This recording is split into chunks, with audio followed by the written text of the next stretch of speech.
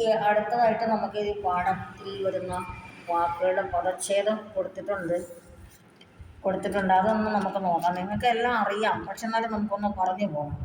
ഗ്രാമ്യരൂപഭേദോസ്തി, ഗ്രാമ്യരൂപഭേദ അധികം അസ്തി, അതിസുന്ദരേസ്മിൻ, അതിസുന്ദരേ അധികം അസ്മിൻ. ഈ ഓകാരം വന്നു കഴിഞ്ഞാൽ അവഗ്രഹചിഹ്നത്തിന് മുമ്പ് ഓകാരം വന്നാൽ അത് വിസർഗമാകുമെന്നും ഏകാരമാണെങ്കിൽ അത് അങ്ങനെ തന്നെ നിൽക്കുമെന്നുള്ളത് നിങ്ങൾ 5ാം ക്ലാസ് മുൻപ് പഠിക്കുന്നതാണ്, ശ്രദ്ധിച്ചുകൊള്ളുക. ഭൂമാവാഗത, നമ്മൾ പാഠം പഠിച്ചപ്പോൾ തന്നെ പറഞ്ഞു ആവാദേശം വരുന്നു, ഭൂമവും അധികമാകത. ഇനി വിഗ്രഹം ശിരോലങ്കാര, ശിരസഹ അലങ്കാര. ഇനി മുഖാലങ്കാര എന്നാണെങ്കിൽ നമുക്ക് മുഖസ്യ അലങ്കാര എന്ന് പറഞ്ഞു. ഈ പരമ്പരാഗതം, പരമ്പരയ ആഗതം.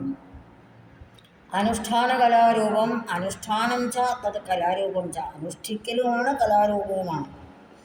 ഇനി ഗ്രാമ്യരൂപം, ഗ്രാമേഭവം ഗ്രാമ്യം, ഗ്രാമത്തിലുണ്ടാകുന്ന, അതായത് നമ്മൾ ആ കൊളോക്കിയലിന് ഞാൻ പറഞ്ഞതാണ്. ഗ്രാമ്യം ച തത് രൂപം ച, ഗ്രാമ്യമായിട്ടുള്ള രൂപം ഗ്രാമ്യരൂപം.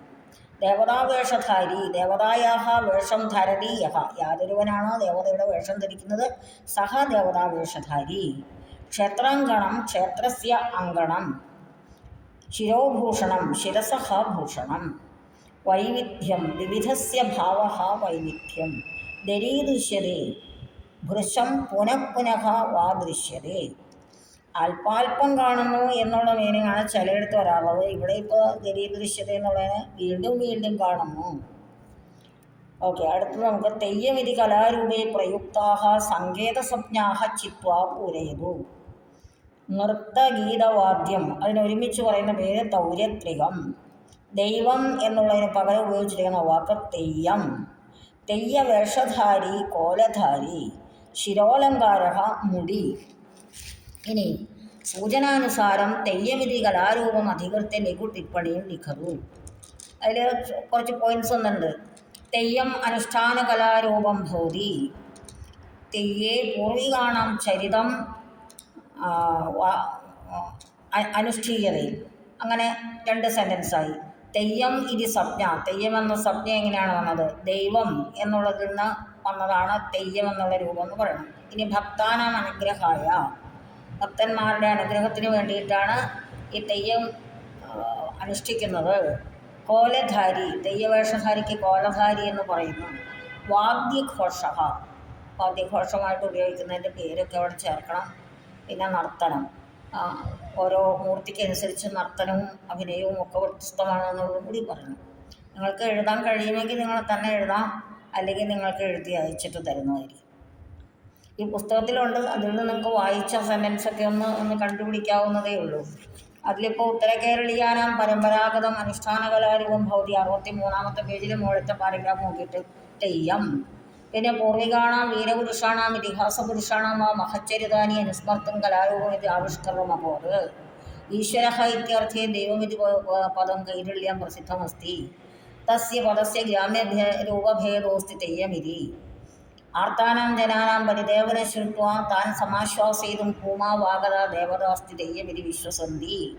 അത്ര എഴുതാം. അത്ര എഴുതുമ്പോൾ തന്നെ 5 സെൻറ്റൻസോളമായി. പിന്നെ അടുത്ത പാരഗ്രാഫിലെ അതിസുന്ദരേസ്മിൻ മുതൽ കോലധാരി എന്ന് വരെയും കൂടി ചേർത്ത് എഴുതാം. അത്രയും നിങ്ങൾക്ക് കാണാതെ പഠിക്കാൻ പറ്റുകയാണെങ്കിൽ ആ വ്യവഹാരികത വരെയുള്ളത് അടയാളപ്പെടുത്തി വെച്ചിട്ട് അത്രയും കാണാതെ പഠിച്ചാൽ നിങ്ങൾക്ക് പരീക്ഷയ്ക്ക് എഴുതാം. കഴിയുന്നത്ര സെൻറ്റൻസ് എഴുതുക. അടുത്തത് തെയ്യകലാരൂപേ സ്വീകൃതാനാം വാദ്യോപകരണാനാം അലങ്കാര വസ്തൂനാം ച പട്ടികാം ലിഖതു. വാദ്യോപകരണം എന്നുള്ള കോളത്തിൽ ചെണ്ട കൊടുത്തിട്ടുണ്ട്, ചീനി, തുടി, ഇലത്താളം, ഇത് 3ഉം ചേർക്കണം. ഈ അലങ്കാര വസ്തു ഹരിദ്ര കൊടുത്തിട്ടുണ്ട്, പുഷ്പമാല, രക്തവർണ്ണ വസ്ത്രാണി, അഞ്ജനമസി, അതുപോലെ തന്നെ മനയോല, അങ്ങനെയുള്ള കാര്യങ്ങളെല്ലാം നിങ്ങൾക്കതിൽ കൂട്ടിച്ചേർക്കാവുന്നതേ ഉള്ളൂ. അതൊക്കെ വായിച്ച് മനസ്സിലാക്കി പൂരിപ്പിക്കുക. പിന്നെ കേനചിത് കലാകാരേണ സഹകൃതം അഭിമുഖ ഭാഷണം സംഭാവ്യ ലിഖതു. സങ്കല്പിച്ച് എഴുതാനാണ്. ഒരു കലാകാരനുമായിട്ട് നിങ്ങൾ അഭിമുഖ സംഭാഷണം നടത്തിയതായിട്ട് സങ്കല്പിച്ച് എഴുതാനാണ്. ഒരു വിദ്യാർത്ഥി അഭിമുഖത്തിന് വന്നിരിക്കുകയാണ് ഒരു അധ്യാപകൻ്റെ അടുത്തേക്ക്. ഛാത്ര ഭോ ആചാര്യ സുപ്രഭാതം.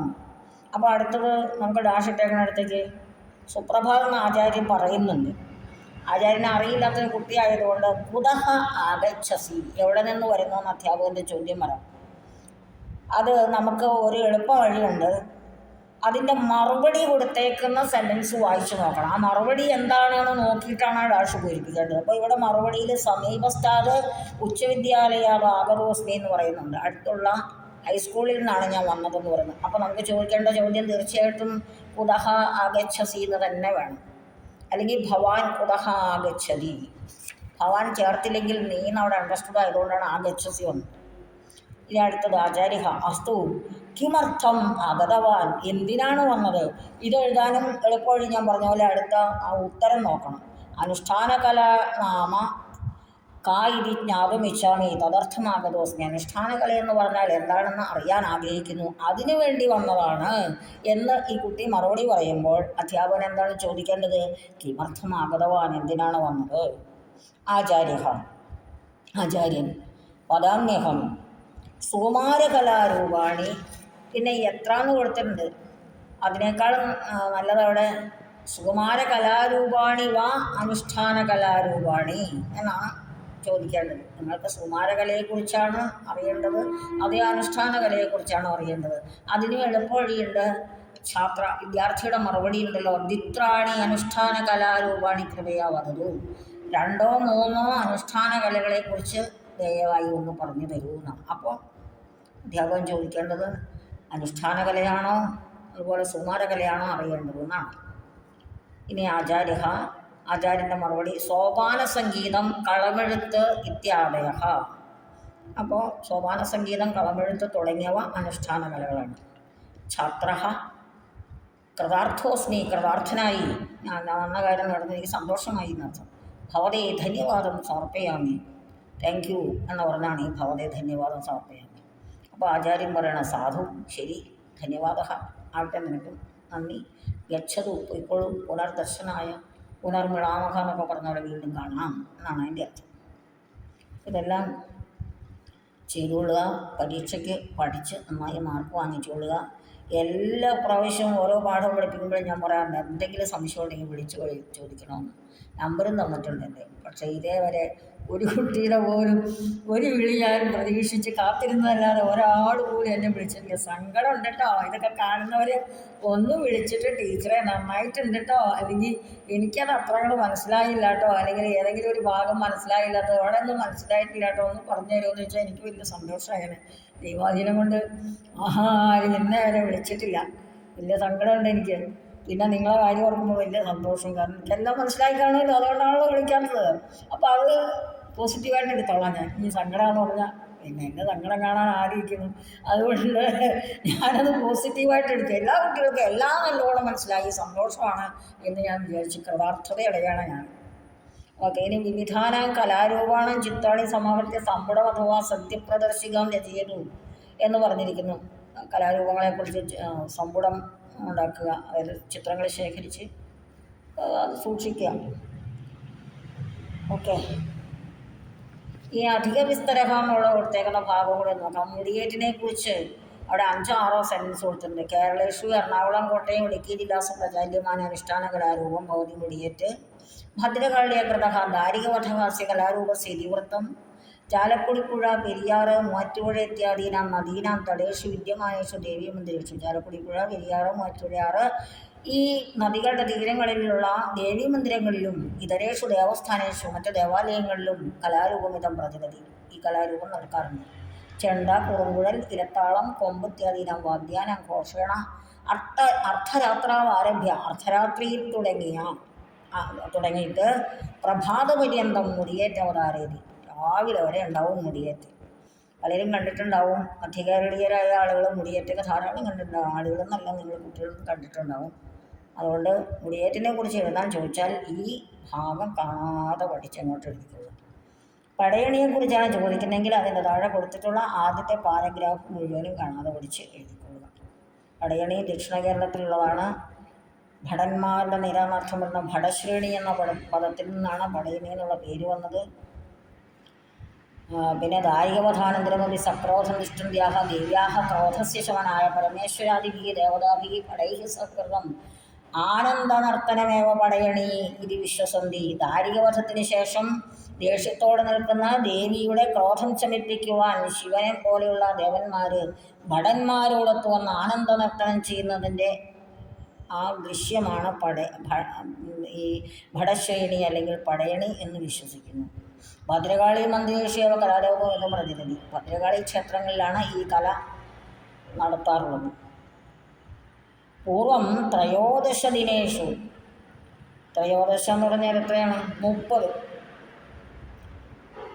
30 എന്ന് വേണമെങ്കിൽ ചുരുക്കാൻ നമുക്ക് ത്രയോദശ 13 എന്ന് പറയാം. ത്രിംശതാണ് 30, ത്രയോദശ 13 ദിവസങ്ങളുള്ളൂ. 30 ആകുമ്പോൾ നീണ്ടുപോകുമല്ലോ. ഇത്രയും ദിവസങ്ങളിലൊന്നും ഇത് അവതരിപ്പിക്കാൻ പറ്റില്ല. ത്രയോദശ ദിനേഷു അനുഷ്ഠിത പടയണി. മുൻപൊക്കെ 13 ദിവസങ്ങൾ അനുഷ്ഠിച്ചിരുന്ന പടയണി ഇതാനും ദിനേനൈകേന സമാവേദി. ഈ കാലഘട്ടത്തിൽ ഒറ്റ ദിവസം കൊണ്ട് തീർക്കാറുണ്ട്. അത്രയും